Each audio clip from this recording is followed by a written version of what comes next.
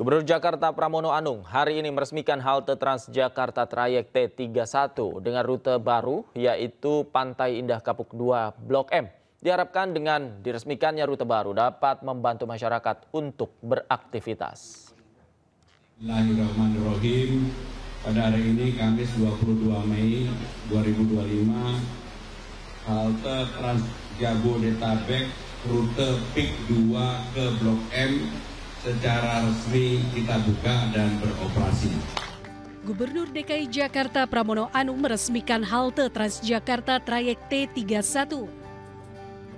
Rute Pantai Indah Kapuk 2 Blok M diresmikan dengan tujuan memudahkan warga untuk mendapatkan akses menuju kawasan PIK 2. Selain itu, trayek ini juga sebagai alternatif jalur penghubung antara daerah penyangga dengan Jakarta. Rute Blok M PIK 2 berjarak sekitar 72 km dapat ditempuh dengan melewati 11 titik pemberhentian di wilayah Jakarta dan 13 titik pemberhentian di wilayah Banten. Trayek T31 PIK 2 Blok M ditempuh dengan waktu 120 menit dengan tarif Rp2.500 dari jam 5 pagi hingga 7 pagi dan Rp3.500 dari jam 19 hingga jam 22 malam. Satu hal, berbagai terobosan tentunya kita lakukan, termasuk yang disarankan oleh Pak Ahok untuk memberi voucher, kami pertimbangkan. Tapi yang jelas, melihat perkembangan baik Alam Sutra Blok M maupun Bekasi Feeder ke Cawang, itu animonya luar biasa. Dan sekarang ini hampir semua kepala daerah di Jawa Barat meminta untuk disambungkan, termasuk Wali Kota Bogor. Wali Kota Bogor minta dari Bogor ke Cibubur Junction. Saya bilang kalau dari Kota Bogor ke Cibubur Junction nggak ada Jakartanya, harus diperpanjang dikit lah gitu.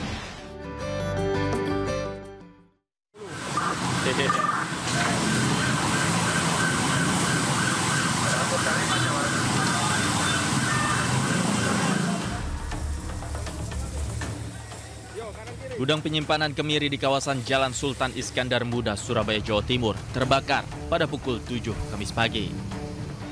Tugas pemadam kebakaran kota Surabaya setibanya di lokasi langsung berjibaku memadamkan api. 18 unit mobil pemadam kebakaran dikerahkan ke lokasi untuk melokalisir api agar tidak menjalar ke SPBU dan 2 sekolah yang berdekatan dengan gudang. Petugas menyebut kebakaran diduga disebabkan akibat korsleting listrik. Nyuplai di TKK, meskipun di depan di dekat lokasi ini juga ada sumur kebakaran. Jadi itu tadi teman-teman main statis, jadi nyedot langsung diarahkan ke TKK. Jadi nggak mondar-mandir unit kita. Itu yang mempercepat pemadaman juga pembahasan. Alhamdulillah pembahasan sekarang sudah selesai ya. Dugaannya apa Indan? Diduga korsleting listrik kemungkinan, tapi nanti diselidiki oleh Inafis ya. Tidak ada korban dalam kebakaran ini, sementara kerugian material ditaksir mencapai puluhan juta rupiah. Dari Surabaya, Jawa Timur, Nur Syafi'i, iNews melaporkan. Kita ke informasi lain. Pemirsa, laporan Ridwan Kamil terhadap Lisa Mariana naik tahap penyidikan. Polisi akan memeriksa pihak-pihak yang diduga memiliki hubungan dengan kasus Ridwan Kamil tersebut.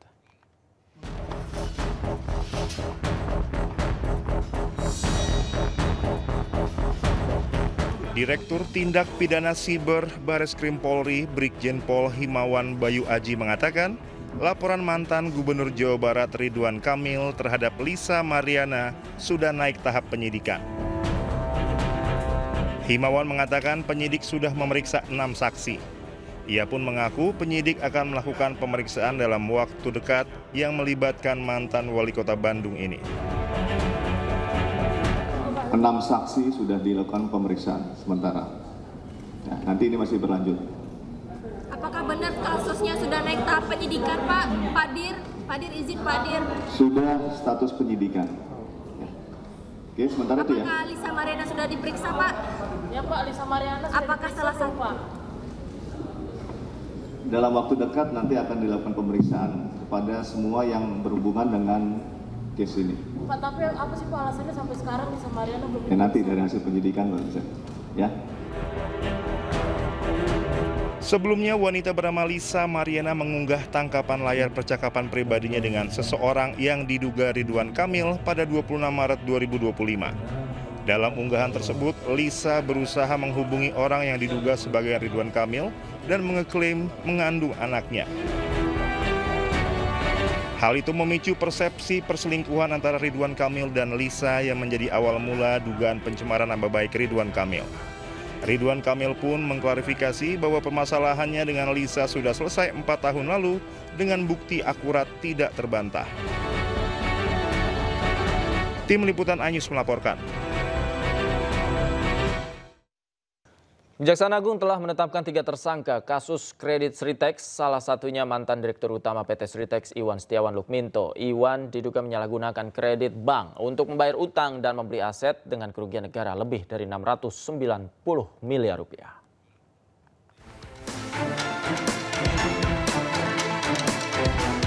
PT Sri Rejeki Isman Tbk atau Sritek kembali menjadi sorotan publik setelah Kejaksaan Agung menangkap Direktur Utama perusahaan Iwan Setiawan Lukminto terkait dugaan korupsi dalam pemberian kredit bank kepada PT Sritek. Selain Direktur Utama PT Sritek Iwan Setiawan Lukminto, Kejaksaan Agung juga menetapkan 2 tersangka lainnya dalam kasus ini, yakni ex-Dirut Bank DKI Zanudin Mapa serta ex-pemimpin Divisi Komersial dan Korporasi BJB Diki Sahbandinata. Dalam kasus ini, PT Sritek menerima fasilitas kredit dari 4 bank plat merah, yakni Bank DKI, BJB, Bank Jateng, serta bank sindikasi yang terdiri dari BRI, BNI, dan LPEI.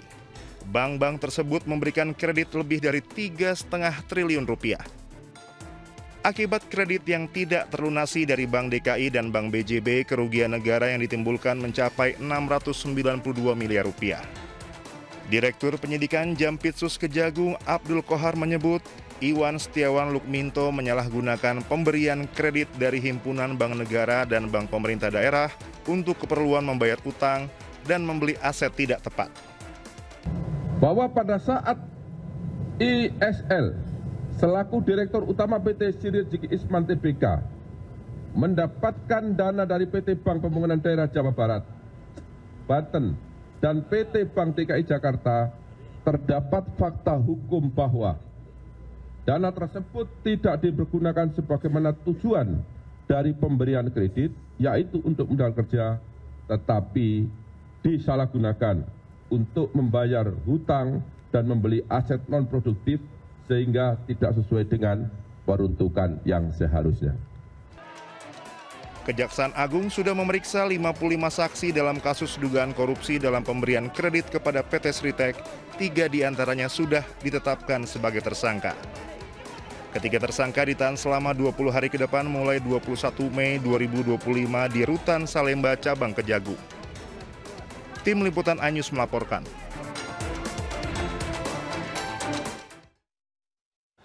Wamenaker Emmanuel Ebenezer meminta Sritex tetap membayar pesangon menyusul penangkapan Dirut Sritex Iwan Setiawan Lukminto. Noel memastikan pembayaran hak-hak ex-buruh Sritex harus terus berjalan.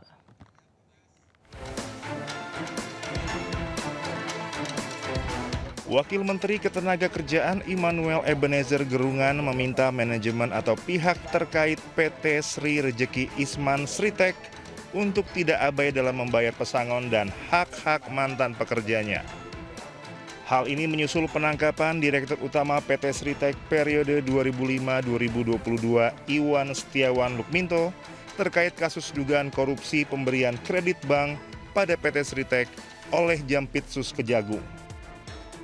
Noel memastikan terkait pelelangan aset perusahaan, perekrutan kembali mantan pekerja, hingga pembayaran hak-hak ex-buruh PT Sritek harus terus berjalan. Tanggung jawab itu tetap harus dibebani kepada manajemen yang lama, ya nggak bisa enggak. Kemarin kan kita juga menegosiasikan soal itu, soal pesangon. Pak Menteri saya coba membangun komunikasi lewat saya untuk menyampaikan hak-hak dan kewajiban perusahaan terkait pesangon. Nah itu saya sampaikan langsung ke Iwan dan Wawan.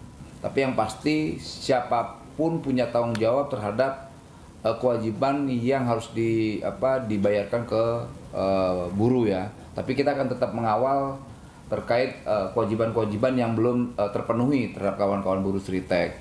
Itu entah kurator, ini kan persoalan teknis aja nih mereka nih, gitu. Kan nanti kalau menurut kurator, kalaupun kita memberi ya harus laku dulu nih, harus ada duitnya dulu. Ya kan rasional alasannya gitu, alasannya rasional menurut saya. Itu bagaimana kita mau bayar kalau seandainya ini juga belum terjual, asetnya belum terjual. Itu alasan yang rasional. Gitu. Tapi pasti dibayar pesangon sama THR yang sudah. Ya harus dong, itu kan hak kawan-kawan buruh. Sebelumnya, Kejaksaan Agung sudah memeriksa 55 saksi dan menetapkan 3 tersangka dalam kasus dugaan korupsi dalam pemberian kredit pada PT Sritek. Salah satunya Direktur Utama PT Sritek, Iwan Setiawan Lukminto. Kejaksaan Agung juga menggeledah rumah dan apartemen 3 tersangka kasus Sritek. Dari penggeledahan tersebut, Kejagung menyita total 15 barang bukti berupa barang elektronik dan dokumen. Dari Jakarta, Helmi Sajangbati, iNews melaporkan. Pemirsa, sidang lanjutan kasus Hasto Kristianto kembali digelar di Pengadilan Tipikor Jakarta. Sidang beragendakan pembuktian pemeriksaan saksi. Tadi ada 600, yang 200 dipakai untuk DP penghijauan dulu. Ini nggak ada hubungannya sama. Jaksa penuntut umum pada Komisi Pemberantasan Korupsi menghadirkan 2 orang saksi. Salah satunya adalah Saiful Bahri, saksi kunci yang merupakan kader PD Perjuangan sekaligus mantan staf Hasto. Dalam sidang, kuasa hukum Sekjen PD Perjuangan Hasto Kristianto, Febri Diansah, menyoroti sejumlah kontradiksi dalam kesaksian Saiful Bahri. Menurut Febri, pernyataan Saiful tidak selaras dengan keterangan dari 13 saksi yang telah diperiksa sebelumnya. Febri juga mengklaim kliennya tidak memberi arahan untuk adanya suap dalam rangka meloloskan Harun Masiku sebagai anggota DPR lewat mekanisme pergantian antar waktu. Ya, bisa langsung aja.